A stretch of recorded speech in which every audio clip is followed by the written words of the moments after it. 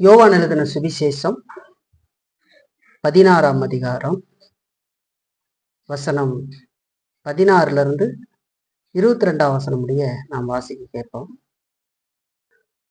நான் பிதாவினிடத்திற்கு போகிறபடியினால் கொஞ்ச காலத்திலே என்னை காணாதிருப்பீர்கள், மறுபடியும் கொஞ்ச காலத்திலே என்னை காண்பீர்கள் என்றார். அப்பொழுது அவருடைய சீசரில் சிலர், நான் பிதாவினிடத்துக்கு போகிறபடியினால் கொஞ்ச காலத்திலே என்னை காணாதிருப்பீர்கள் என்றும் மறுபடியும் கொஞ்ச காலத்திலே என்னை காண்பீர்கள் என்றும் அவர் நம்முடனே சொல்லுகிறதின் கருத்து என்ன என்று தங்களுக்குள்ளே பேசிக்கொண்டதும் அன்றி, கொஞ்ச காலம் என்கிறாரே, இது என்ன? அவர் சொல்லுகிறது இன்னதென்று நமக்கு விளங்கவில்லையே என்றார்கள். அதை குறித்து தம்மிடத்தில் கேட்கும்படி அவர்கள் விரும்புகிறதை இயேசு அறிந்து அவர்களை நோக்கி, கொஞ்ச காலத்திலே என்னை காணாதிருப்பீர்கள், மறுபடியும் கொஞ்ச காலத்திலே என்னை காண்பீர்கள் என்று நான் சொன்னதை குறித்து நீங்கள் உங்களுக்குள்ளே விசாரிக்கிறீர்களோ? மெய்யாகவே மெய்யாகவே நான் உங்களுக்கு சொல்லுகிறேன், நீங்கள் அழுது புலம்புவீர்கள், உலகமோ சந்தோஷப்படும். நீங்கள் துக்கப்படுவீர்கள், ஆனாலும் உங்கள் துக்கம் சந்தோஷமாக மாறும். ஸ்திரீயானவளுக்கு பிரசவ காலம் வந்திருக்கும் போது அவள் துக்கம் அடைகிறாள். பிள்ளை பெற்றவுடனே ஒரு மனுஷன் உலகத்தில் பிறந்தான் என்கிற சந்தோஷத்தினால் அப்புறம் உபத்திரவத்தை நினையாள். அதுபோல நீங்களும் இப்பொழுது துக்கமடைந்திருக்கிறீர்கள். நான் மறுபடியும் உங்களை காண்பேன், அப்பொழுது உங்கள் இருதயம் சந்தோஷப்படும். உங்கள் சந்தோஷத்தை ஒருவனும் உங்களிடத்திலிருந்து எடுத்து போட மாட்டான் என்பதே. ஒரு விஷயம் இந்த நாளுடைய பிரசங்கத்திற்காக கண்களை மூடி தேவனை நோக்கி பார்த்து ஜெபிக்கலாம். பரிசுத்தமுள்ள எங்கள் நல்ல ஆண்டவரே, தர்மையான பிரசங்க நேரத்திற்காக நாங்கள் வருகிறோம். இந்த யோவான் சுவிசேஷத்திலிருந்து அநேக சத்தியங்களை நாங்கள் கேட்கும்படியாக நீர் எங்களுக்கு உதவி வருகிறீர் தகப்பனே. இந்த நாளையும் கூட இப்ப நாங்க வாசிக்க கேட்ட இந்த வேத பகுதியிலிருந்து எங்களோடு கூட இடைப்பட்டு பேசும் ஆண்டவரே. இந்த வார்த்தைகளை எல்லாம் புரிந்து கொள்வதற்குரிய ஞானத்தை எங்களுக்கு கொடும். இந்த வார்த்தைக்கு கீழ்ப்படிந்து நடக்க நம்முடைய கிருபைகளையும் எங்களுக்கு தந்தரல வேண்டுமாய் நாங்கள் கேட்கிறோம் ஆண்டவரே.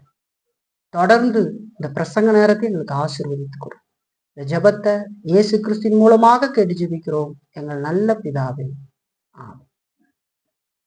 நாம் வாசிக்க கேட்ட இந்த வேத பகுதி ரொம்ப முக்கியமாக, ரொம்ப கவனத்தோடு பார்க்க வேண்டிய, கேட்க வேண்டிய ஒரு பகுதி. எல்லா பகுதிகளும் கவனத்தோடு நாம் கேட்க வேண்டும். ஆனா இதுல இன்னும் ரொம்ப அதிக சிரத்தை எடுத்து கேட்க வேண்டிய ஒரு பகுதியாக இந்த பகுதி இருக்கிறது. இல்லைங்களா? அவ்வளவு பெரிய காரியங்களை கடவுள் இந்த பகுதியில பேசுறார். இல்லைங்களா? இந்த சத்தியங்களை எல்லாம் நம்ம பல வாரங்களாக பார்த்து கொண்டு வருகிறோம். இல்லைங்களா? இந்த 13ஆம் அதிகாரத்திலிருந்து நம்ம பார்த்தா 17ஆம் அதிகாரம் வரைக்கும் இருக்கிற இந்த சம்பவங்கள் எல்லாம் ஒரே நாள் இரவில நடந்த சம்பவங்கள். நாம் பல வாரங்களாக பார்த்து கொண்டு வந்தாலும் அது ஒரே இரவுல நடக்கிற சம்பவங்கள். இல்லைங்களா? அந்த இரவு சீசர்களுக்கு எப்படிப்பட்ட இரவாக இருந்தது என்று சொன்னா, ஒரு துக்கமான ஒரு நிகழ்வாக இருந்தது. ஏன் அப்படிப்பட்ட துக்கம் அவர்களுக்கு வந்தது? ஏன் அந்த இரவில சீசர்கள் எல்லாம் துக்கத்தோடு கூட இருந்தார்கள் என்று சொல்லி பார்த்தா, இயேசு அவர்களை விட்டு தான் போக போகிறேன் என்று சொன்னார். அந்த துக்கம் அவர்கள் இருதயத்தை நிரப்பி இருந்தது என்று சொல்லி பார்க்கிறோம். துக்கத்தோடு அவர்கள் இருந்தாங்க. 14ஆம் அதிகாரத்திலிருந்து 13 பல காரியங்களை ஆண்டவர் பேசி முடித்து அவங்க ரொம்ப துக்கமாகிறாங்க. இப்ப 14ஆம் அதிகாரத்திலிருந்து அவர்களோடு ஆறுதலான வார்த்தைகளை பேசும்படி அவர் பேச ஆரம்பிக்கிறார். இல்லைங்களா? பரலோகத்துல உங்களுக்காக ஒரு ஸ்தலத்தை ஆயத்தம் பண்ண போகிறேன் என்று சொல்லி, நான் மறுபடியும் திருப்ப உங்களை தன்னிடத்துல அழைத்து கொண்டு போவேன் என்று சொல்லி ஆண்டவர் பேசுறார். அதோடு தேற்றரவாளனாகிய பரிசுத்த ஆவியானவரை நான் உங்களுக்காக அனுப்புவேன், அவர் என்றென்றைக்கு உங்களோடு கூட இருந்து உங்களை நடத்துவார் என்று சொல்லி சொல்றார். இல்லைங்களா? அது மட்டும் இல்ல, நான் செய்கிற கிரியைகளை நீங்களும் செய்வீர்கள், இவைகளை பார்க்கலும் பெரிய கிரியைகளை நீங்கள் செய்வீர்கள் என்று சொல்லி சுவிசேஷத்தை உலகம் முழுவதுக்கும் எடுத்து போகிற மகா பெரிய பொறுப்பை நான் உங்களிடத்துல கொடுக்கிறேன், பரிசுத்த ஆவியானவர்களை நடத்தி அதையெல்லாம் செய்யும்படி செய்வார் என்று சொல்லி ஆண்டவர் பேசுறார். அது மட்டும் இல்ல, நான் உங்களை திக்கற்றவர்களாக விடேன், உங்களிடத்துல திருப்ப வருவேன் என்று சொல்லி அருளான வார்த்தைகளை எல்லாம் பேசிக்கிட்டே வரார். ஆனா அவர்களுடைய துக்கம் நீங்கினதா என்று சொல்லி கேட்டா அது நீங்கின பாடு இல்லை. அவர்கள் துக்கத்தோடு தான் இருக்கிறாங்க. 16ஆம் அதிகாரத்துக்கு நாம் வருகிற பொழுது அங்க நம்ம பார்க்கிறோம். ஆரம்பத்திலேயே 6ஆம் வசனத்துல நம்ம பார்த்தா இருக்குது இல்லைங்களா? நான் போக போகிறேன் என்று சொன்னேன், ஆனால் உங்களில் ஒருவனும் நான் எங்கே போகிறேன் என்று நீங்கள் கேட்கவில்லை. ஏன்னா உங்க துக்கமே உங்களுக்கு பெருசா இருக்குது. ஆண்டவர் இப்பொழுது பெரிய பாடுகளை அடைய வேண்டியது இருக்கிறது மனிதனுடைய மீட்புக்காக. அப்படிப்பட்ட சூழ்நிலையில அதை குறித்து எந்த காரியத்தையும் அவர்கள் கேட்கல. ஏன்னா அவர்கள் முழுக்க முழுக்க ஒரு சுயநலத்தோடு கூட ஆண்டவர் தங்களை விட்டு போய்விடுவாரே, நாம் என்ன செய்ய போகிறோம், இவ்வளவு நாள் ஆண்டவரோடு கூட இருந்தோம், இயேசுவோடு கூட பின்பற்றி நடந்தோம், இனி நம்முடைய நிலை என்னவாக மாறப்போகிறதோ, நம்முடைய சூழ்நிலை எப்படி இருக்க போகிறதோ தெரியலையே அப்படின்னு சொல்லி அவங்க வேதனை அடைந்திருக்கிறார். ஆண்டவர் அதற்கான அநேக ஆறுதல்களை சொல்றார். அதான் பரிசுத்தாவின் வருவார்னு சொல்றாரு, நீங்க பயப்படாதீங்கன்னு சொல்றாரு. இது எதுவுமே அவங்களுக்குள்ள இல்லை. சரிங்களா? சுயநலத்தோடு கூட அவர்கள் இருக்கிறாங்க. பரிசுத்தாவியானவர் வரும்போது சகல சத்தியத்துக்குள் உங்களை நடத்துவார் அப்படின்னு சொல்றாரு. கடந்த வாரத்துல கூட நம்ம பார்த்தோம். அவங்க துக்கத்துல இருக்கிறாங்க.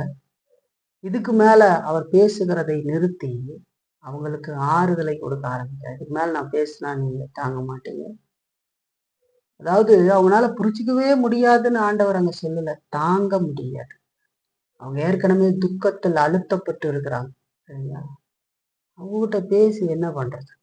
நிறுத்திட்டு அவங்களுக்கு ஏற்ற மாதிரி ஆறுதலா இன்னும் நெருக்கமான வார்த்தைகளை பேசிட்டார். ஆவியானவர் வருவார் அப்படின்னு சொல்லி சொல்றார் இல்லைங்களா? சகல சத்தியத்துக்குள்ள அவர் வரும்போது நடத்துவார்னு சொல்றார். ஆனாலும் இத்தனை காரியங்களே அவர் பேசி இருந்த போதும் அவர்கள் சுயநலவாதிகளாகத்தான் இருந்தாங்க, சுயநலத்தோடு இருந்தார்கள் என்று சொல்லி பார்க்கிறோம். நாமும் கூட பல நேரங்கள் அப்படித்தான் இருக்கு இல்லைங்களா? நம்ம அவங்கள சுயநலவாதிகள் என்று சொன்ன உடனேயே அது ஏதோ அவர்கள் மாத்திரம் அப்படின்னு இல்லை. பல நேரங்களுடைய நம்முடைய துக்கங்கள், நம்முடைய வாழ்க்கையில ஏற்படுகிற துன்பங்கள், துக்கங்கள் இதையெல்லாம் பார்த்து கடவுள் நம்மை அழைத்திருக்கிற அழைப்பையோ, நாம் எதை நோக்கி பயணப்பட்டு கொண்டு போய் கொண்டிருக்கிறோம், நாம் எவ்வளவு பெரிய பாக்கியம் உள்ளவர்கள். அந்த பாடல் அவ்வளவு அழகா சொல்லி பாருங்க, இந்த பார்தலத்தின் சொந்தக்காரன் உடைய உள்ளத்துல சொந்தமான அது பாக்கியம், அது பரமானந்தம் என்று சொல்லி சொல்லப்பட்டிருக்காரு.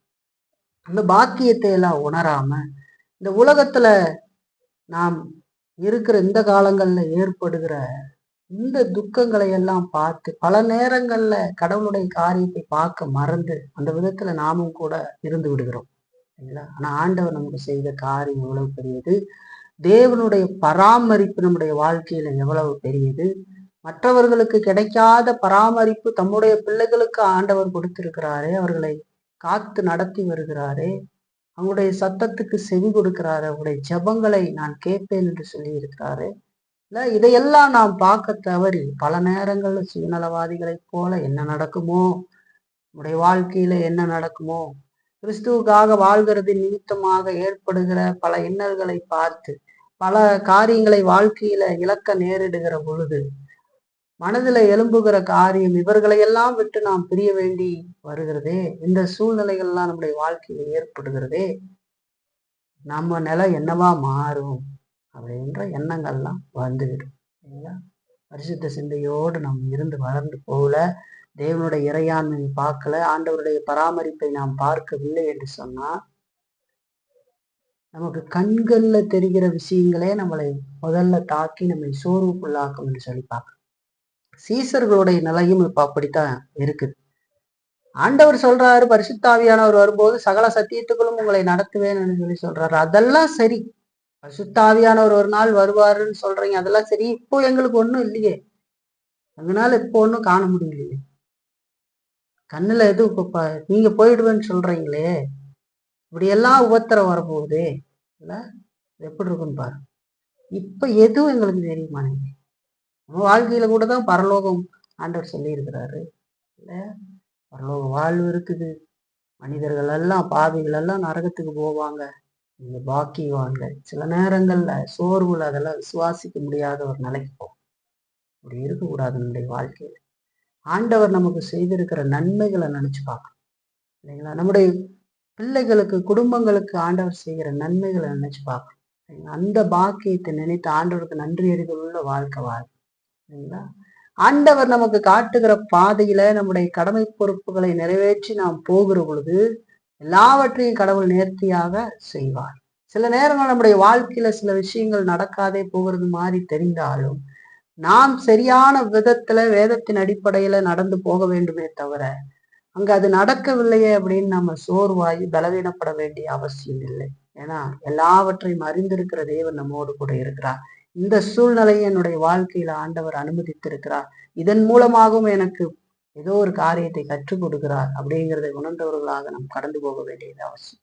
கிறிஸ்துவ வாழ்க்கையில எல்லாமே அப்படியே எந்த ஒரு பலவீனமோ எந்த சோர்வோ எதுவுமே வராம அப்படியே ரத்த கம்பளத்துல போற மாதிரி இருக்காது. இப்ப தாவீது சொன்ன வார்த்தைகளை சங்கீதத்துல நம்ம ஆரம்பத்துல வாசிச்சு பார்த்தோம். நீதிமானுக்கு வரும் துன்பங்கள் அநேகமா இருக்கிறது, ஆனாலும் அதில் எல்லாவற்றிலிருந்தும் கர்த்தர் அவனை விடுவிப்பார். அதுதான் ஆசீர்வாத வார்த்தை. பின்னாடி இருக்கிறத பார்க்க அது எவ்வளவு பெரிய துன்பமா இருந்தாலும் கடவுள் நம்மோடு இருந்து அவனை விடுவிப்பார் என்று சொல்லி வேதம் சொல்லுது. இப்ப இவங்களுடைய நிலை ரொம்ப மோசமா இருக்கு இல்ல. இப்ப இயேசு கிறிஸ்து இன்னும் நெருக்கமாய் போய் அவர்களுக்கு ஆறுதலை கொடுக்கறது தான் இந்த வசன பகுதியில நம்ம வாசிக்கிறோம். ரொம்ப கவனமா அந்த வசனத்தை நம்ம கேட்க. ஒரு ரொம்ப துக்கத்துல இருக்கிற, வேதனையில இருக்கிற, ஒரு கஷ்டத்துல இருக்கிற மனுஷன்ட்ட சொல்லக்கூடிய ஆறுதலான வார்த்தை என்னவா இருக்கும் நினைச்சு பாருங்களேன். மனுஷன் என்ன சொல்லு, பயங்கர துக்கத்தோட இருக்கிறான், பயங்கர வேதனையோடு இருக்கிறான் இல்லைங்களா, கஷ்டம். இந்த மனுஷன்ட்ட போய் நம்ம என்ன சொல்லுவோம்?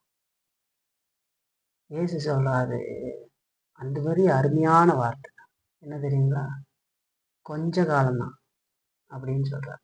இது கொஞ்ச காலம்தான், நீங்க திருப்பனை காண்பீர்கள்னு சொல்றாரு. இப்போ ஒரு பிள்ளைக்கு நான் ஒன்று சொன்னேன், தடுப்பூசி போட வேண்டியது ஒரு நிலை வருது. சின்ன வயசுல ஓகே, இப்போ கொஞ்சம் வளர்ந்து பிள்ளைகள் வராங்க. இப்போ நீ அந்த தடுப்பூசி போற நேரங்கள்ல சின்ன வயசுல இருந்தது போல இப்போ சின்ன வயசா இருந்தாலும் வயது அதிகமாகும் போது அந்த வலி எப்படி இருக்கும்னு தெரியாது. நான் சொன்னேன் அதுக்கு 2 நாள் தான் வலிக்கும், சரியாயிடும், அதுக்கு மேல அது வலிக்காது, கொஞ்சம் தான் அப்படின்னு சொன்னேன். அது காரணம் என்னன்னா, அந்த வலிங்கிறது ஒரு 2 நாள்ல கடந்து போயிடும், அதை பார்த்து பயப்பட தேவையில்லை, அது நம்முடைய நோய்களை சரி பண்ணும் அப்படின்னு சொன்னேன். இது போன்ற பல காரியங்கள்ல நம்ம எடுத்துக்கலாம். இயேசுவே ஒரு அருமையான உதாரணத்தை இந்த பகுதியில் கொடுக்கிறார். ஒரு குழந்தையை பெக்க போகிற ஸ்திரீ, இந்த வலி பயங்கரமான வழியாக இருக்க போகிறது, ஆனா அது கொஞ்சம்தான், குழந்தை பறந்து வந்த உடனேயே அதெல்லாம் மறைந்து விடும் அப்படின்னு சொல்றான். அந்த மகா பெரிய வலி மறைந்து விடும் சொல்றான். அதைத்தான் அந்த பகுதியில இயேசு அவர்களுக்கு சொல்றார், எல்லாம் சரியாயிடும், கொஞ்ச காலத்துல எல்லாம் சரியாயிடுன்னு அவங்ககிட்ட நெருங்கி போய் ஆறுதல் கொடுக்கறத நம்ம பார்க்கணும்.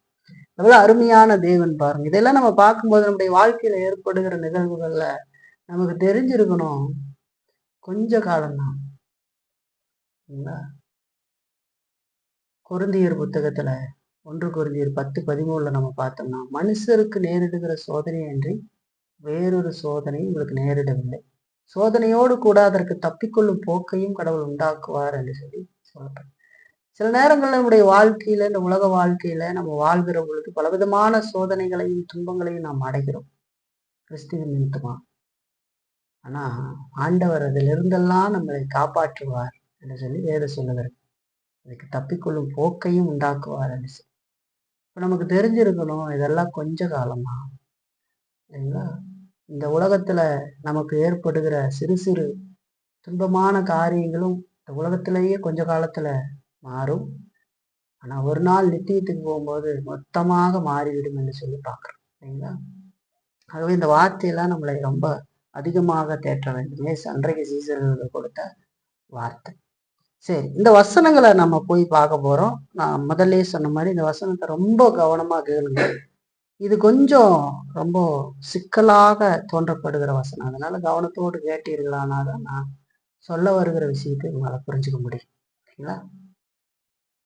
பாருங்க, 16ஆம் வசனம் சொல்லுது, நான் பிதாவினிடத்திற்கு போகிறபடியினால் கொஞ்ச காலத்திலே என்னை காணாதிருப்பீர்கள், மறுபடியும் கொஞ்ச காலத்திலே என்னை காண்பீர்கள் என்றார் என்று சொல்லிப்பாங்க. இந்த வசனத்துல சொல்லப்பட்டிருக்கிற இந்த கொஞ்ச காலம் இல்லைங்களா, முதல்ல சொல்லப்படுற கொஞ்ச காலம் நமக்கு பிரச்சனை இல்லை. நான் பிதாவினிடத்துக்கு போகிறபடியினால் கொஞ்ச காலத்திலே என்னை காணாதிருப்பீர்கள் என்று சொல்லுகிற பொழுது, இயேசு கிறிஸ்து இப்பொழுது சிலுவையில மரித்து அடக்கம் பண்ணப்பட்டு 3 நாள் அவர்களுக்கு காணப்படுகிறது இல்லை இல்லைங்களா. 3 நாள் பார்க்க போற கல்லறையில் அவர் இருக்கிறார். இப்போ கொஞ்ச காலத்துல என்னை காணாதிருப்பீர்கள்ன்றதுல பிரச்சனை இல்லை இல்லைங்களா. கொஞ்ச காலம் என்னை காணாதிருப்பீர்கள் அப்படி அவரு எழுந்து, அது ஒரு கொஞ்ச காலம் என்று சொல்லி பார்க்கணும் இல்லைங்களா.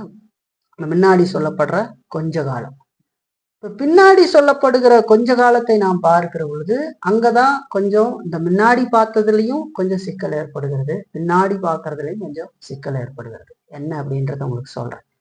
வேதத்துல சில கடினமான பகுதிகள் இருக்கிறது புரிஞ்சுக்கிறதுக்கு. அது போன்ற பகுதிகள்ல ஒரு பகுதி தான் இந்த பகுதி இல்லைங்களா. நான் சொல்றேன், இந்த கொஞ்ச காலம் அப்படின்னு ஆண்டவர் சொல்றாரு பாருங்க, அதை குறித்து சில கருத்துக்கள் இருக்கிறது. இதுல என்ன கருத்துக்கள்னா, இயேசு கிறிஸ்து 3 நாட்கள் அவர்களை விட்டு பிரிந்திருப்பார் என்று சொல்லியும், அதுதான் கொஞ்ச காலம் நீங்கள் என்னை காணாதிருப்பீர்கள் என்று சொல்லி, அதாவது அடக்கம் பண்ணப்பட்டு அவர் 3 நாள் கல்லறையில் இருக்காங்க, அது காணாதிருப்பீர்கள். மறுபடியும் கொஞ்ச காலத்திற்கு பின்னாடி என்னை காண்பீர்கள் என்று சொல்லி சொல்றாரு இல்லைங்களா. அது உயிர்த்தெழுந்ததுக்கு பின்பதாக அவர்களுக்கு காட்சி கொடுத்து 40 நாள் அளவும் அவர்களோட சந்தித்து அதுக்கப்புறம் பரத்துக்கு போகிறார் இல்லைங்களா.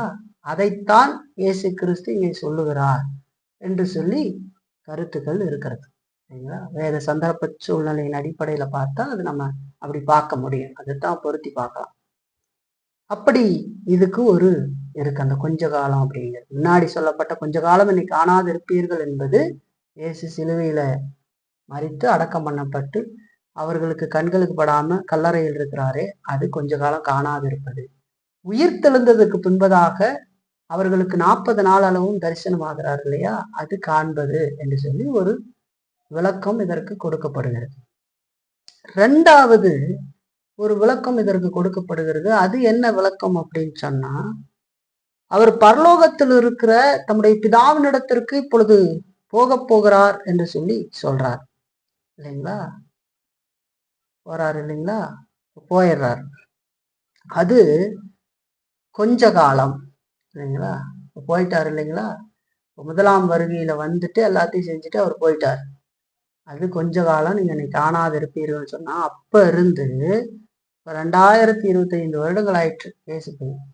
இந்த காலம் முதல்ல சொல்லப்பட்ட கொஞ்ச காலம் என்னை காணாது இருப்பீர்கள் என்பது இந்த தற்காலத்தை குறிக்கிறது என்று சொல்லி ஒரு விளக்கம் கொடுக்கப்படுது. அப்ப இன்னும் கொஞ்ச காலம் கழிச்சு என்னை காண்பீர்கள்னு சொன்னது இயேசு 2ஆம் வருகையில வருவதுதான் காண்பது என்கிறத இதற்கு கொடுக்கப்படுகிற விளக்கமாக சில வேத அறிஞர்கள் சொல்றாங்க இல்லைங்களா. நல்லா கவனிச்சு கேட்டுவாங்க, புரியுதுங்களா. இப்ப இந்த முதல்ல சொன்னப்பட்ட கொஞ்ச காலம் என்னை காணாது இருப்பீர்கள் சொல்லி இப்ப பரலோகத்துக்கு போயிட்டாரு இல்லையா. 2025 வருடம் ஆயிடுச்சு.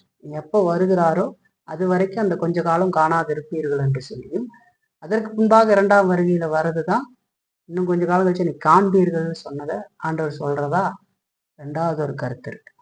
3வது பார்த்தா கொஞ்ச காலம் அவர்கள் அவரை தங்களுடைய சொந்த கண்கள்னால காண மாட்டார்கள் என்று சொல்லியும், அதுக்கு பின்னாடி பெந்தகோஸ்தே நாள்ல பரிசுத்த ஆவியானவர் வந்து இறங்குகிறார் இல்லைங்களா. பரிசுத்த ஆவியினூடாக இயேசு கிறிஸ்தவர்களோடு கூட இருக்கிறார் என்று சொல்லி பார்க்கிறோம் இல்லைங்களா. கண்களால் காண முடியாதபடிக்கு ஆனால் அவர்களோடு இருக்கிறார், நம்மோடு கூட இருக்கிறார் இல்லைங்களா. எங்கே 2-3 பேர்கள் கூடுவீர்களோ அங்கே நான் இருக்கிறேன்னு சபையை குறித்து சொல்றார். சபைகள் மத்தியிலே நான் இருக்கிறேன் என்று சொல்லி இயேசு கிறிஸ்து சொல்றார். இப்போ பரிசுத்த ஆவிக்குள்ளாக நம்மிலே இருந்து வாசம் பண்ணுகிறார், நம்ம ஊடாக இருந்து வாசம் பண்ணி நம்மோடு கூட இருக்கிறார். அதை குறித்து இது சொல்லப்படுகிறது. என்றென்றைக்கும் விசுவாசிகளோடு இருக்கும்படி பரிசுத்த ஆவியின் மூலமாக அவர் பெந்தகோஸ்தே நாள்ல வந்து இறங்குகிற அந்த சம்பவத்தை இது சொல்லுகிறது. கொஞ்ச காலம் என்னை காணாதிருப்பீர்கள் என்று சொன்னது அவர் மரித்து போயிட்டார். மறுபடியும் பெந்தகோஸ்தே நாள்ல வர்றதுதான் நீங்கள் காண்பீர்கள் என்று சொல்லுகிறதாக இதற்கு விளக்கம் கொடுக்கப்படுகிறது. இப்படி 3 காரியங்களை பார்க்கணும். இதுல முதல்ல நம்ம பார்த்த சீஷர்களுக்கு 40 நாள் அளவு தரிசனமாகிறது வேத சந்தர்ப்பத்தின் அடிப்படையில பார்க்கிற பொழுது அதுதான் என்று சொல்லி சொல்றாங்க. சரிங்களா? அதோடு கூட பரிசுத்த ஆவியின் மூலமாக அவர் வருகிறதைத்தான் இது சொல்லுகிறது அப்படின்னு சொல்லி, ஏன்னா அந்த பகுதியில பரிசுத்த ஆவியை குறித்து ஆண்டவர் பேசுறாரு. இந்த பகுதியில சத்திய ஆவி வரும். ஆகவே வசன அடிப்படையில நம்ம பார்க்கும்பொழுது இது பரிசுத்த ஆவியின் மூலமாக அவர் வருவதைத்தான் ஆண்டவர் சொல்றாரு. ஏன்னா உங்க துக்கம் சந்தோஷமா மாறுன்னு சொல்றாரு இல்லையா? இவ்வளவு காலம் கழிச்சு வந்தா எப்படி துக்கத்தோட தான் இருப்பாங்க இல்லையா அப்படின்னு சொல்லி சொல்றாங்க. அதுவும் ஏற்கக்கூடியதான ஒன்றுதான். ஆனா ஜேசி ரயிலும் 4ஆம் நூற்றாண்டுல வாழ்ந்த அகஸ்டீனும் இது 2ஆம் வருகையை பற்றி சொல்லுகிறது என்று சொல்லி சொல்றாங்க. ஏன்னா இங்க இருக்கிற துக்கங்கள் அப்படிங்கிறதெல்லாம், அதாவது இங்க கிடைக்கிற சந்தோஷம் அப்படிங்கிறதெல்லாம் நாம் தொடர்ந்து நம்மள பாவம் இருக்கிறபடினால் இங்கே நிலையான ஒரு சந்தோஷத்தை நாம் அனுபவிக்கிறது இல்லை. பரிசுத்த சந்தோஷம் அனுபவித்தாலும் மெய்யான பரிபூர்ணமான சந்தோஷத்தை நாம் இயேசுவின் 2ஆம் வருகையில தான் அடைகிறோம். ஆகவே இந்த பகுதியில இயேசு போக போறேன்னு சொல்றாரு இல்லையா? மறுபடியும் 2ஆம் வருகை குறித்து தான் ஆண்டவர் பேசுகிறார் என்று சொல்லியும் அவர்கள் விளக்கி இருக்கிறார்கள். அதற்கு ஆதார வசனங்களை எல்லாம் கொடுத்திருக்காங்க. அப்போ இந்த பகுதியை நம்ம பார்க்கிற பொழுது இது ஒரு கிரிட்டிக்கலான பகுதி தான். ஏன்னா சொன்ன எல்லாருமே பார்த்தீங்கன்னா பெரிய அறிஞர்களாக இருந்தவர்கள், மாறுபட்ட கருத்துக்களையும் கொண்டிருக்கிறார் இல்லைங்களா? அப்ப நாம ஒரு சில காரியங்களை பார்த்து இதை நம்ம சரியா புரிஞ்சுக்கலாம். புரிஞ்சுக்கவே முடியாதுன்னு இல்லை, புரிஞ்சுக்கலாம். பாருங்க, இப்ப இந்த கொஞ்ச காலம் அப்படிங்கிற அந்த வார்த்தை வேதத்துல எப்படியெல்லாம் பயன்படுத்தப்பட்டிருக்கிறது, இயேசு கிறிஸ்து எப்படியெல்லாம் பயன்படுத்தி இருக்கிறார் அப்படிங்கிறத நம்ம முதல்ல பார்ப்போம். பாருங்க, யோவான்ல 7ஆம் அதிகாரம் 33ஆம் வசனம் பாருங்க. அப்பொழுது இயேசு அவர்களை நோக்கி, இன்னும் கொஞ்ச காலம் நான் உங்களுடனே கூட இருந்து பின்பு என்னை அனுப்புகிறவரிடத்திற்கு போகிறேன் என்று சொல்லி சொல்றாரு. இந்த 7ஆம் அதிகாரம் எல்லாம் ஆண்டவர் சிலுவைக்கு போவதற்கு பல வாரங்களுக்கு முன்பாக பேசப்பட்டது இல்லைங்களா? அப்ப கொஞ்ச காலம் அப்படிங்கிறது பல வாரங்களை குறிப்பதற்கு பயன்படுத்தி இருக்கிறார் ஆண்டவர். இன்னும் வர்றதுக்கு பல வாரங்கள் இருக்கு, சில வாரங்கள் இருக்கு இல்லைங்களா? அதுக்கு முன்னாடியே இந்த கொஞ்ச காலங்கிறத ஆண்டவர் பயன்படுத்தி இருக்கிறார். அதே வார்த்தையை வாரங்கள்ல கொஞ்சம் நாள் அதிகமா இருக்கிறதுக்கு பயன்படுத்தி இருக்கிறார். அதே போல 12ஆம் அதிகாரம் 35ஆம் வசனம் பாரு. அதற்கு இயேசு, இன்னும் கொஞ்ச காலம் ஒளி உங்களிடத்தில் இருக்கும், இருளில் நீங்கள் அகப்படாதபடிக்கு ஒளி உங்களோடு இருக்கையில் நடவுங்கள், இருளில் நடக்கிறவன் தான் போகிற இடம் என்னதென்று அறியான் என்று சொல்லி சொல்ற. இது சில நாட்களை குறிப்பதற்கு இந்த வார்த்தை பயன்படுத்துறார். 12ஆம் அதிகாரம் வந்துட்டா இருப்பாரு. அடுத்தது 13ல இருந்து நம்ம பார்க்கும்போது அவங்க மேலறைக்கு போயிடுறாங்க. இப்போ சில நாட்கள் அங்க சொல்லப்பட்டது 7ஆம் சில வாரங்களுக்கு முன்னாடி சொல்றாரு. இப்ப இன்னும் ஒரு சில நாட்கள் தான் இருக்கு, ஒரு 7-8 நாட்களுக்குள்ளதான் இருக்குது அவங்க போக போறது இல்லைங்களா? அப்ப அங்கேயும் அங்க கொஞ்ச காலம்தான் பயன்படுத்துறாரு. இப்ப சில நாட்களுக்கு அந்த வார்த்தையை பயன்படுத்தி இருக்கிறார். அதே போல 13ஆம் அதிகாரத்துல 33ஆம் வசனம் பாருங்க. பிள்ளைகளே, இன்னும் கொஞ்ச காலம் நான் உங்களுடனே கூட இருப்பேன், நீங்கள் என்னை தேடுவீர்கள், ஆனாலும் நான் போகிற இடத்துக்கு நீங்கள் வரக்கூடாதென்று நான் யூதரோடு சொன்னது போல இப்பொழுது உங்களோடும் சொல்லுகிறேன் என்று சொல்லி சொல்றார். இங்க இந்த கொஞ்ச காலங்கிறது சில மணி நேரங்களுக்கு ஆண்டவர் பயன்படுத்தி இருக்கிறார். ஏன்னா இப்போ இரவுல இருக்கிறாங்க அந்த 13ஆம் அதிகாரத்தில். இன்னும் கொஞ்ச நேரம் இல்ல பிடிக்க போறாங்க, எச்சமண்ணைக்கு போவாங்க, பிடிக்க போறாங்க. அப்ப சில மணி நேரங்களுக்கு இந்த வார்த்தை பயன்படுத்து. அப்ப பல விதங்கள்ல இயேசு இதை பயன்படுத்தி இருக்கிறார். சில வாரங்களுக்கு பயன்படுத்தி இருக்கிறார், சில நாட்களுக்கு பயன்படுத்தி இருக்கிறார், சில மணி நேரங்களுக்கு பயன்படுத்தி இருக்கிறார் இல்லைங்களா? நம்ம நல்லா தெரிஞ்சுக்கணும். இப்படி பார்க்கிற பொழுது இந்த வார்த்தை ஒரே டெம்ப்ளேட்ல பயன்படுத்தல். நம்ம நல்லா தெரிஞ்சுக்கணும். இப்ப இயேசு இங்க சொல்றாரு, கொஞ்ச காலத்துல என்னை காணாதிருப்பீர்கள். இந்த கொஞ்ச காலத்துல என்னை காணாதிருப்பீர்கள் அப்படின்னு சொல்றது, இயேசு நம்முடைய பாவத்துக்காக மரித்து அடக்கம் பண்ணப்பட்டு அதற்கு பிறகு உயிரோடு எழுகிற அந்த நாள் வரைக்கும் காணாதிருக்கிற அந்த காலத்தை குறிப்பதாக அது இருக்கிறது என்று சொல்லி பார்க்கணும். முதல்ல சொன்ன இல்லைங்களா, அந்த விதத்துல அந்த டெம்ப்ளேட்ல நம்ம பார்த்தோம்னா அப்படி இருக்கு. அதுக்கு பின்னாடி பார்த்தா 2வது சொல்லப்படுறது பார்க்கிற பொழுது, உயிர்த்தெழுந்து ஆண்டவர் அவங்களுக்கு முன்னாடி உயர எடுத்து கொள்ளப்படுகிற காலம் வரைக்கும் அவர்கள் அவரை பார்க்குறாங்க. 40 நாள் அளவும் பார்க்குறாங்க.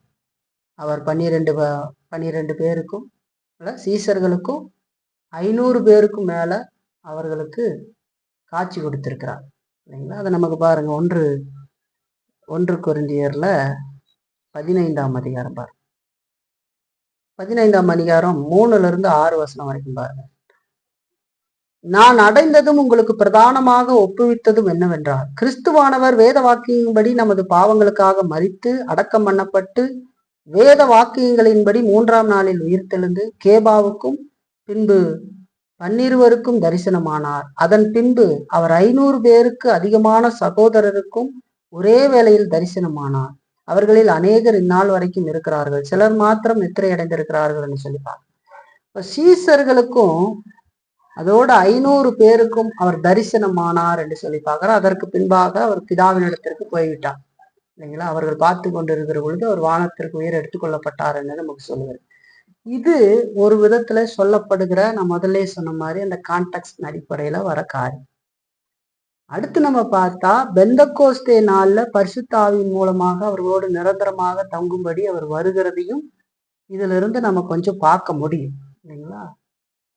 இந்த 2 காரியங்களும் நம்ம சந்தர்ப்ப சூழ்நிலையின் அடிப்படையில பார்த்தா இதை நம்ம எடுத்துக்கலாம். இந்த 2 பகுதிகளை எடுத்துக்கலாம் இல்லைங்களா. இதுக்கு இதைத்தான் சொல்லியிருப்பார் இல்லைங்களா. நான் ஏற்கனவே ஆரம்பி சொன்னேன், கடினமான சில பகுதிகள், அதில் நம்ம உறுதியான காரியத்தை சொல்லிட முடியாது. அதை நாம் கடந்து போக வேண்டிய அவசியம் இல்லை.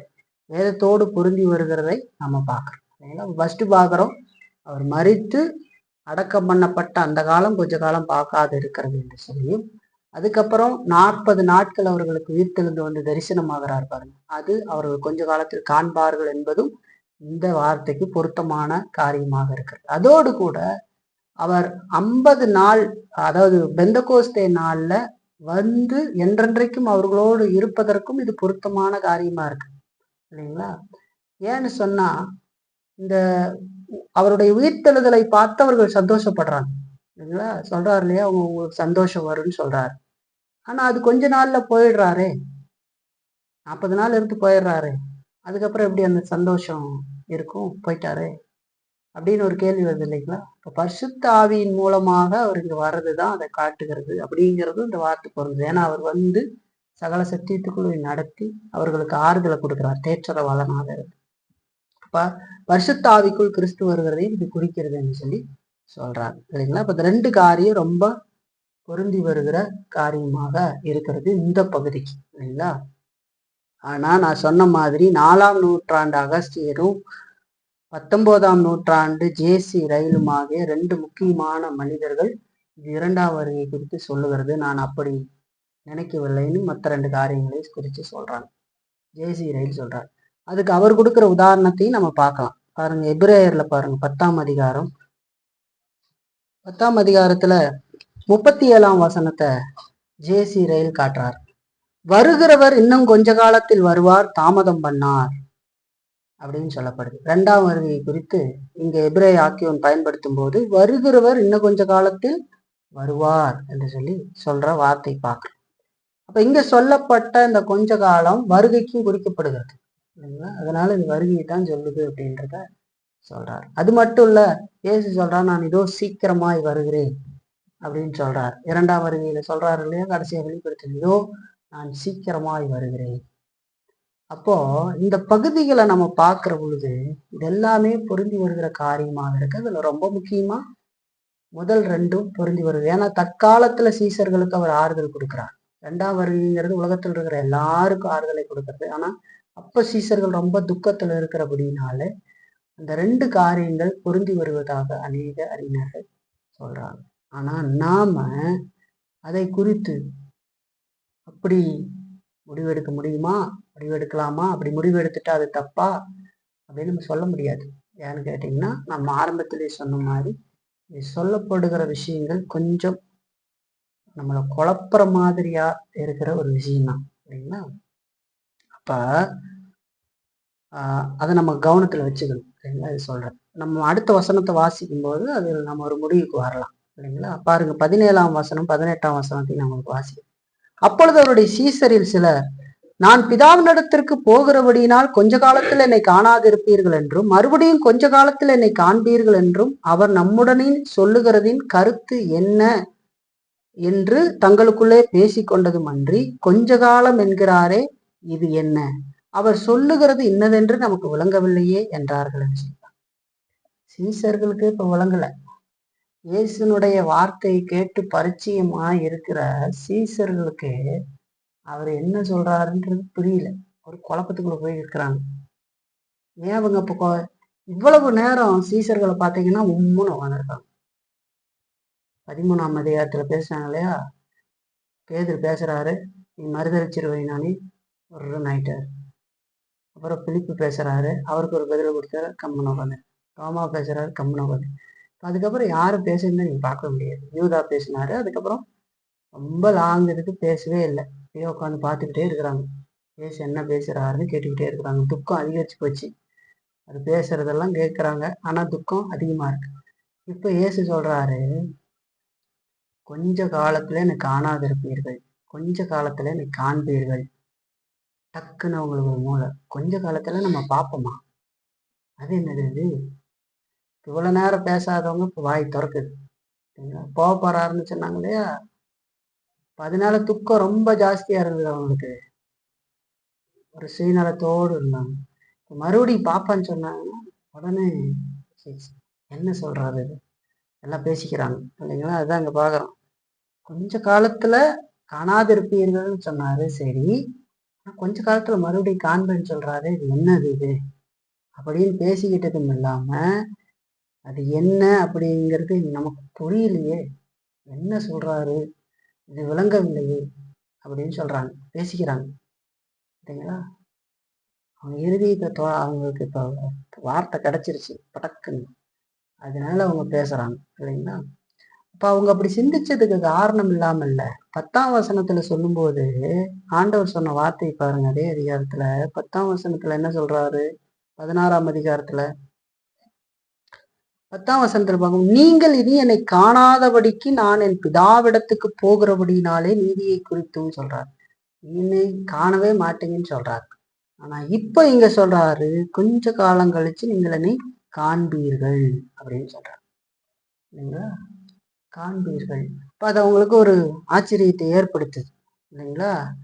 என்னது, கொஞ்ச காலத்துல என்னை காணாதிருப்பீர்கள்னு சொல்றாரு, இப்ப மறுபடியும் கொஞ்ச காலத்துல என்னை காண்பீர்கள்னு சொல்றாரு. இந்த ரெண்டு காரியத்தையும் அவங்களால இணைச்சு பார்க்க முடியல. போவேன்னு சொல்றாரு, மறுபடியும் வரேன்னு சொல்றாரு, இது என்ன? இப்ப துக்கத்துல இருந்த அவங்களுக்கு இந்த வார்த்தை வந்தாலும் என்னதுன்ட்டு அவங்க ஒரு ஆச்சரியத்தை ஏற்படுத்து. 19ஆம் வசனத்தையும் 20ஆம் வசனத்தையும் நம்ம வாசிக்கலாம் பாருங்க. அதை குறித்து தம்மிடத்தில் கேட்கும்படி அவர்கள் விரும்புகிறதை இயேசு அறிந்து அவர்களை நோக்கி, கொஞ்ச காலத்திலே என்னை காணாது இருப்பீர்கள், மறுபடியும் கொஞ்ச காலத்திலே என்னை காண்பீர்கள் என்று நான் சொன்னதை குறித்து நீங்கள் உங்களுக்குள்ளே விசாரிக்கிறீர்களோ? மெய்யாகவே மெய்யாகவே நான் உங்களுக்கு சொல்லுகிறேன், நீங்கள் அழுது புலம்புவீர்கள், உலகமோ சந்தோஷப்படும். நீங்கள் துக்கப்படுவீர்கள், ஆனால் உங்கள் துக்கம் சந்தோஷமாய் மாறும் என்று சொல்லிப்பாங்க. அவர் தெய்வீகத்துல தேவன் என்கிற நிலையிலே சீசர்களுடைய சிந்தனைகளை அவர் அறிந்திருந்தார் என்று சொல்லி பார்க்கிறோம். அவங்களுடைய குழப்பத்தை அவர் முழுவதும் அறிந்திருந்தார். அதை எப்படி நாம் அறிஞ்சது? அவருடைய பேச்சு வார்த்தைகளே நமக்கு அதை வெளிப்படுத்துகிறது. சொல்றாரு இல்லைங்களா, நான் சொன்னதை குறித்து நீங்க உங்களுக்குள்ள விசாரிக்கிறீங்களோ அப்படிங்கிறார். அது தெரியுது, அவங்க அதை பாக்குறாங்க, அந்த மாதிரி நிலையில இருக்காங்க. தெரியுங்களா?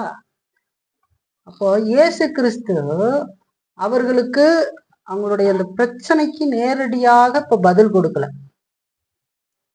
அவர் பேசுறதே ஒரு அவங்களுக்கு இன்னும் குழப்பத்தை உண்டு பண்ற மாதிரி தான் இருந்திருக்கும். அந்த நேரத்துல நேரடியா அவர் விளக்கம் கொடுக்காம அந்த கொஞ்ச காலம் அப்படிங்கிறத பற்றி இன்னும் சில மேலதிகமான விளக்கத்தை கொடுக்கிறார்.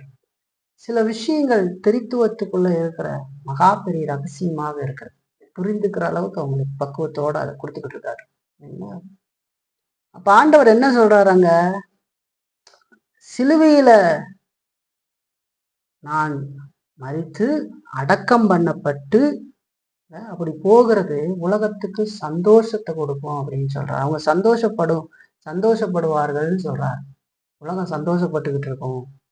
ஆனா நீங்களோ அழுது புலம்புவீர்கள். சீசர்கள் அழுது புலம்புவார்கள் என்று சொல்றாங்க. பாருங்க, அவங்க எவ்வளவு துக்கமா மாறிட்டாங்க பாருங்க. ஏசு மரித்ததுக்கு அப்புறம் எம்மாவுக்கு போயிட்டு இருக்கிற சீசர்கள்ல துக்கமா போயிட்டு இருக்காங்க. ஏசு அவர்கள் மத்தியில போறார். உயிர் தெழுந்ததுக்கு அப்புறம் போய் கேட்கிறார், என்ன அப்படின்னு கேட்கிறார். ஏன் நீங்க துக்கத்தோடு இருக்கிறீங்கன்னு கேட்கிறார் இல்லைங்களா? லூக்காவுல அதை வாசி. இந்த 3 நாட்கள் பாருங்க, இயேசு மரித்து அடக்கம் பண்ணப்பட்ட அந்த தருணங்கள்ல என்னெல்லாம் நடக்கிறதுன்னு பாருங்க. அவங்க பயங்கர சோர்வாயிட்டாங்க. ஆனா இந்த உலகம், அதாவது யூதர்கள், அவிசுவாசமான யூதர்கள் பயங்கரமா கொண்டாடி இருப்பாங்க. நினைச்சு பாருங்க, பயங்கரமா எதிர்த்து கொண்டு இருந்தாங்க இயேசு கிறிஸ்துவை.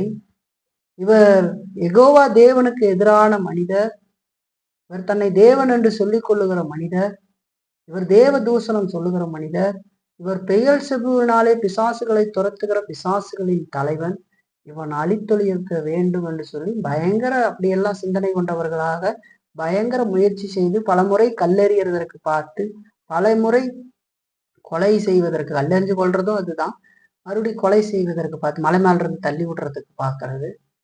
அது மட்டும் இல்ல, இந்த நேரங்களில் கூட பல திட்டங்களை வகுத்து அவரை கெச்சமனேல பிடிக்கிறதுக்கும் விசாரணையின் மூலமாக பல பொய்சாட்சிகளை ஏற்படுத்துகிறதற்கும் அவர்கள் செய்தாங்க. பிலாத்து கடைசி நேரத்துல பண்டிகை தோறும் ஒருவரை விடுதலை செய்வது வழக்கம். பரபாசை விடுதலை செய்ய வேண்டுமா, இயேசு விடுதலை செய்ய வேண்டுமா என்று சொன்னால், இயேசுவை எங்களுக்கு விடுதலை செய்யுங்கள் என்று சொல்லி சொல்றாங்க. இந்த பரபாசை எங்களுக்கு விடுதலை செய்யுங்கள், இயேசுவை சிலுவையில் அறையுங்கள் என்று சொல்லி சொல்றாங்க இல்லைங்களா? இப்ப எந்த அளவுக்கு இயேசுனுடைய மரணத்தை அவர்கள் எதிர்பார்த்திருந்தார்கள் பாரு. இப்ப இயேசு மரித்து அடக்கம் பண்ணப்பட்டார். அவர் மரித்து அடக்கம் பண்ணப்பட்டாருங்கிறத ஒரு அவிசுவாசமான யூதன் எவ்வளவு கொண்டாடி இருப்பான்னு பாரு. பயங்கர பார்ட்டியெல்லாம் பண்ணி கொண்டாடி இருப்பாங்க. செத்துட்டாங்க, அப்பா ஒரு வேலை முடிஞ்சு போச்சு அப்படின்னு. சீசர்களுடைய நிலைமை எப்படி இருக்கும் பாரு.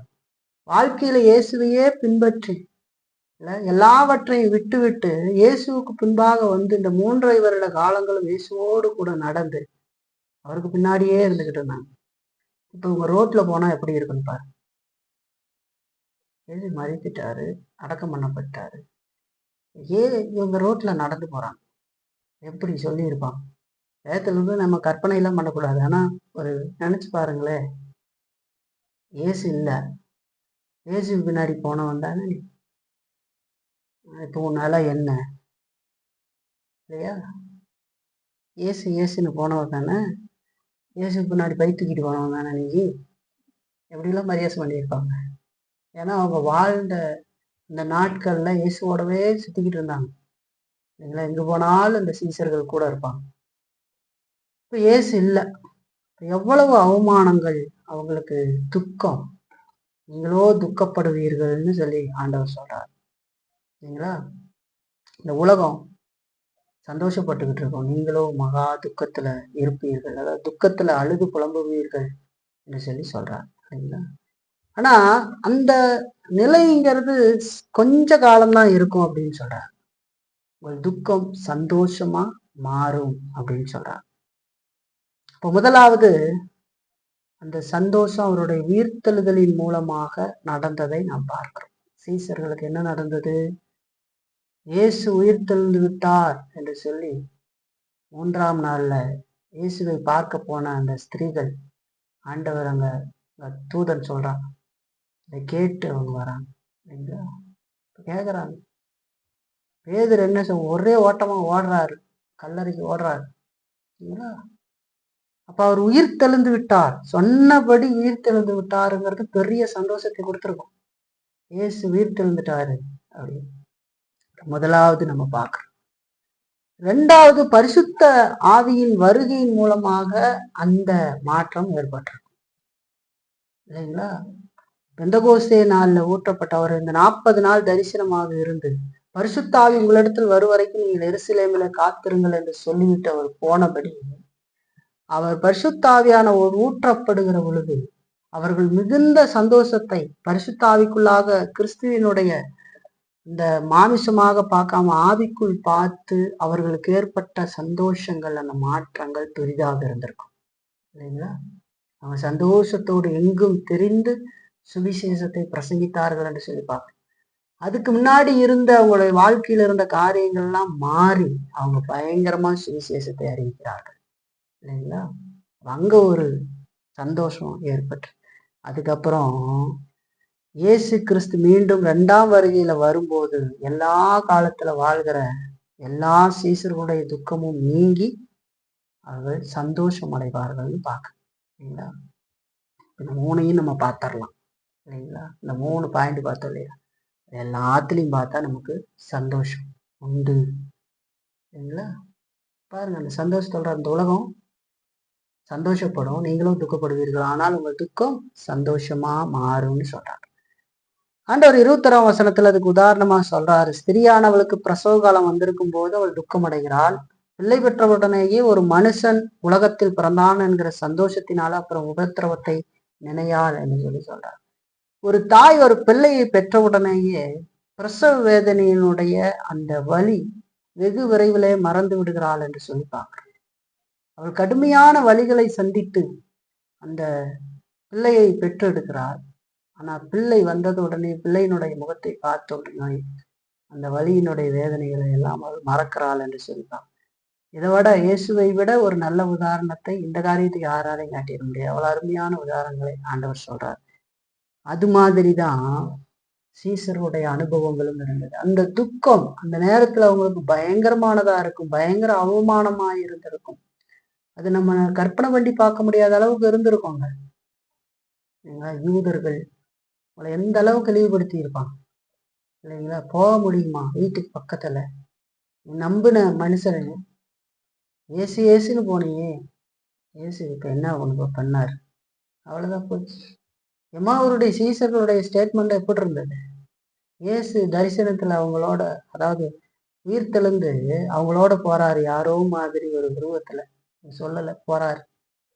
போய் ஏன் சுகமா இருக்கிறீங்கன்னா, இஸ்ரவேல் அங்க எருசலேம்ல நடந்தது அறியாத அந்நியனா நீ அப்படின்னு சொல்லி கேக்குறாங்க. அவங்க கேட்டுட்டு, இவர் இஸ்ரவேலை ரட்சிப்பார் என்று எண்ணி இருந்தோம், ஆனால் அப்படின்னு சொல்றாங்க பாருங்க. அப்ப நம்பிக்கை எப்படி போச்சு பாரு. அப்போ எவ்வளவு துக்கத்தை அவர்கள் அடைந்திருப்பாங்க பாரு. ஆனா இயேசு அங்க அவங்களுடைய கண்களை திறக்கிறார்.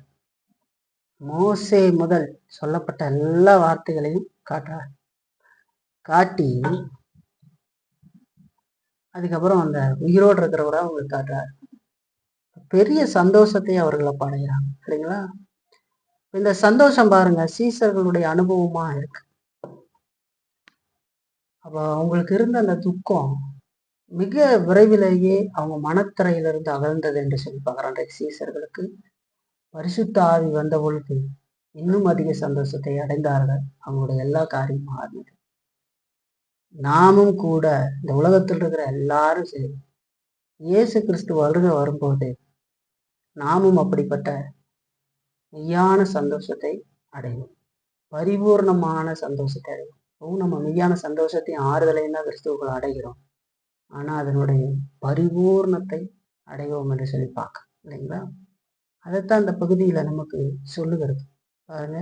22ஆம் வசனத்துல சொல்லும் போது, அதுபோல நீங்களும் இப்பொழுது துக்கமடைந்திருக்கிறீர்கள், நான் மறுபடியும் உங்களை காண்பேன், அப்பொழுது உங்கள் இருதயம் சந்தோஷப்படும், உங்கள் சந்தோஷத்தை ஒருவனும் உங்களிடத்திலிருந்து எடுத்து போட மாட்டான் என்று சொல்லி சொல்ற. இப்ப நான் மறுபடியும் உங்களை காண்பேன் என்று இயேசு சொன்ன வார்த்தையினுடைய கால அளவை நம்ம அறியாவிட்டாலும், இது அவருடைய உயிர்த்தெழுதல், இந்த கால அளவு உயிர்த்தெழுதலா, பெந்தெகோஸ்தே நாளா, இயேசுவின் 2ஆம் வருகை அப்படிங்கிறத நம்ம அறியாட்டியும் இந்த மூன்றுலையுமே இருக்கிற சந்தோஷம் பெருசுதான் இல்லைங்களா? இந்த 3 நிகழ்வுகளும் பெரிய மகிழ்ச்சியை தான் காட்டுது இல்லைங்களா?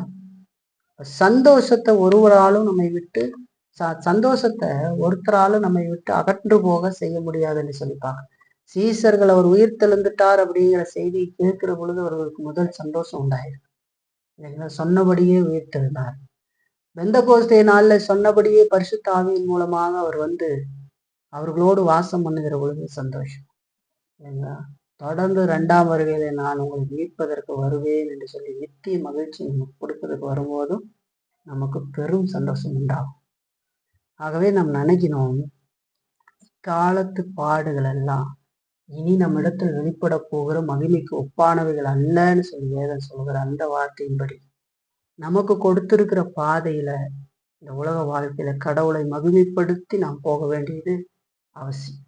அவர் உயிர் தெழுந்திருக்கிறார் அப்படிங்கிறது நமக்கு எவ்வளவு சந்தோஷமா இல்லைங்களா? பரிசுத்தாவின் மூலமாக நம்மோடு கூட அவர் தொடர்ந்து வாசம் பண்ணிட்டு இருக்கிறாருங்கிறது எவ்வளவு சந்தோஷம். ஒரு நாள் நம்மளை மீட்கிறதுக்கு அவர் வருவாருங்கிறது எவ்வளவு சந்தோஷம்ப்பா இல்லைங்களா? எந்த துக்கம் இதெல்லாம் நம்முடைய வாழ்க்கையில இருக்கிறதையெல்லாம் நம்ம பார்க்கும்போது இதுதான் நமக்கு தெரிஞ்சிருக்கு இல்லைங்களா? சரி, இதுல இருந்து ஒரு 2 காரியத்தை நம்ம சுருக்கமா பார்ப்போம், பயன்பாடா நம்ம எடுத்துக்கலாம். முதலாவதாக நம்ம பார்க்கறது என்னன்னா, இது குடும்ப பேச்சு என்று சொல்லி பார்க்கிறோம். குடும்ப பேச்சு இந்த 13ஆம் அதிகாரத்திலிருந்து 17ஆம் அதிகாரம் வரைக்கும் நமக்கு பார்க்கிற விஷயங்கள் எல்லாம் இயேசுவை குறித்து அறியாதவர்களுக்கு இது புரியாத பாஷை இல்லைங்களா? இயேசு என்ன பேசிட்டு இருக்காங்கன்ட்டு இயேசு கிறிஸ்துவை விசுவாசித்து ரட்சிக்கப்படாதவர்களுக்கு புரியாத விளங்காத ஒரு வார்த்தைகளாகத்தான் இருந்துவிடும். ஏன்னா இந்த குடும்பத்துல இணைக்கப்படாதவர்களுக்கு இதெல்லாம் புரிந்து கொள்ள முடியாத காரியமாக இருக்கும். ஒருவருக்கொருவர் அன்பா இருக்க வேண்டும் என்று சொல்லுகிறதோ இல்ல பரிசுத்த ஆவியாகிய தேற்றரவாளன் வந்து நடத்துவார்னு அங்க பேசிக்கிட்டு இருக்கிற விஷயம் அது எல்லாம் உணர முடியாது. குடும்ப பேச்சு என்று சொல்லிப்பாங்க. இப்ப இதுவரைக்கும் நம்ம பார்த்த இந்த சந்தோஷத்தை பத்தியோ இதெல்லாம் அவர்கள் அறியார்கள். இங்க நம்ம பார்த்துக்கிட்டு வர ஆறுதல்களை குறித்தும் ரசிக்கப்படாத மனிதர்களால் அறிய முடியாது. இந்த குடும்பத்துல இணைக்கப்படாதவர்களால் அறிய முடியாதுன்னு சொல்லி பார்க்குற சீக்ரெட்னா என்ன மாதிரி சீக்ரெட் சொல்றேன்னா, இப்ப குடும்பத்துல சில விஷயங்கள்லாம் நடக்கும், அது குடும்பத்துக்கே உரியது. அதனாலதான் குடும்ப காரியம்னு ஒண்ணு இருக்கும். அதை வெளியே சொல்லி அதுல கொஞ்சம் சந்தோஷம் வரும் அப்படின்லாம் கிடையாது. இது குடும்பம், அது அங்க மட்டும்தான் இருக்கும். குடும்ப காரியங்கள், அவர்களுக்கே உண்டான மொழிகள், அவர்களுக்கு உண்டான பேச்சுக்கள் அதெல்லாம் இருக்குது இல்லையா? அது குடும்பத்துக்கு இருச்சு. அதை கொண்டு வீதியில வைக்க முடியாது, அது குடும்பம் இல்லைங்களா? அப்ப இதையெல்லாம் கிறிஸ்துவை அறியாமல் கிறிஸ்துவின் மூலமாக ரட்சிப்பை பெறாமல் இந்த குடும்பத்துல இணைக்கப்பட்டாத இருக்கிறவர்களால் புரிந்து கொள்ள முடியாது என்று சொல்லி பார்க்கிறோம். இந்த விதமான மனிதர்கள் இந்த உலகத்தில் இருக்கிற அற்ப சந்தோஷங்களையே நாடி ஒரு நாள் ஓடி ஒரு நாள் அதுல எந்த ஆறுதலும் இல்லை என்பதை அவர்கள் அறிவார்கள். அப்படி அறிகிற பொழுது அவர்கள் நரகத்துக்கே போயிடுவாங்க. அங்க நித்தியமாக தண்டனை அனுபவிப்பார்கள் என்று சொல்லி பார்க்க இல்லைங்களா? இந்த வார்த்தையெல்லாம் கேட்கிற நீங்க ரசிக்கப்படாதவங்க இதை நினைச்சு பாருங்களேன். உங்க வாழ்க்கையில நீங்க ஏன் ஒரு நாள் போய் நரகத்துல சேரணும்? ஆண்டவர் தம்முடைய வார்த்தைகளை எல்லாம் அனுப்பி கொடுப்பதற்கான காரணம் என்ன தெரியுமா? இந்த குடும்பத்துல நீங்களும் இணைக்கப்பட வேண்டும், அவருடைய பிள்ளைகளாக தொடர்ந்து இருக்க வேண்டும் அப்படிங்கிறதுக்காகத்தான் இந்த வார்த்தைகளை எல்லாம் அவர் அனுப்பி கொடுக்கிறார். அப்ப அந்த வார்த்தை கேட்கிற நீங்க இன்னைக்கு ஏன் மனம் திரும்ப கூடாது? இந்த குடும்பத்துல ஏன் இணைக்கப்படக்கூடாது இல்லைங்களா? தொடர்ந்து பரிசுத்த ஆவிக்குள்ளாக இந்த உலகத்துல நீங்க சந்தோஷத்தையும் சமாதானத்தையும் அடைந்து ஒரு நாள் நித்தியத்துக்கும் ஏன் போகக்கூடாது? இந்த அருமையான வாழ்க்கையை ஏன் இழந்து போகணும்? செஞ்சு பாருங்க உங்க வாழ்க்கையில. அநேகர் அன்றைக்கு இயேசுனுடைய பேச்சை கேட்காமல் அப்படி இயேசுவை மறுதலித்து போனவர்கள் இருக்கிறாங்க. தொடர்ந்து இந்த உலகத்துல அப்படி மறுதலித்து கொண்டு இருக்கிறவர்களும் இருக்கிறாங்க. உங்களுடைய வாழ்க்கை நிதானமா சிந்திச்சு பாருங்க. நீங்க இந்த உலகத்துல ஓடிக்கிட்டு இருக்கிற சந்தோஷத்துக்காக சமாதானத்துக்காக நீங்க ஓடிக்கிட்டு இருக்க சேர்த்து வித்துக்கிட்டு இருக்கிற எல்லாத்தையும் ஒரு நாள் விட்டு போக வேண்டியது வரும். அன்னைக்கு இதெல்லாம் ஒரு சந்தோஷமே இல்லை, இதெல்லாம் ஆறுதலே இல்லை அப்படிங்கிறது தெரியும். கொஞ்சம் வயசாகவே இதெல்லாம் தெரிஞ்சுக்க முடியும். ஏற்கனவே அடைந்த விஷயங்களே இப்ப அடைய முடியாது இல்லைங்களா? ஆண்டவர் கொடுக்குற வார்த்தை சிந்திச்சு பாருங்க.